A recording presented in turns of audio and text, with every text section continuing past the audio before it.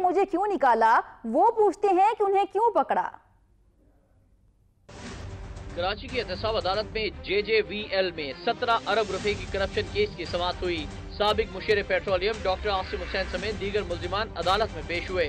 سماعت کے بعد میڈیا سے گفتگو کرتے ہوئے ڈاکٹر عاصم حسین کا کہنا تھا کہ ہم نے جو پاکستان بنایا تھا وہ ایک پاکستان ہے۔ پیپلز پارٹی چاہتی ہے پاکستان ایک رہے، سندھ بھی ایک تھا اور ایک ہی رہے گا۔ ہم کراچی پر خرچ کریں گے، کراچی اور صوبے پر سیاست کرنے والوں کو کوئی فائدہ نہیں ہوگا۔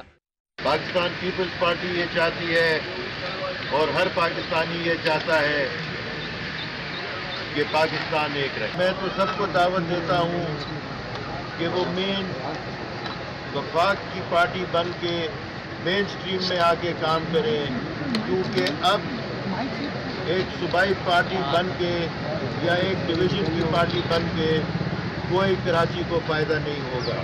سابق وزیراعظم نواز شریف پر طنز کرتے ہوئے ڈاکٹر عاصم کا کہنا تھا کہ نواز شریف کہتے ہیں کہ مجھے کیوں نکالا تو وہ ان سے پوچھتے ہیں انہیں کیوں پکڑا۔ ڈاکٹر عاصم کا کہنا تھا کہ پیپلز پارٹی کے دروازے سب کے لیے کھلے ہیں، سب کو پارٹی میں شمولیت کی دعوت دیتے ہیں۔ اسحاق ڈار کے خلاف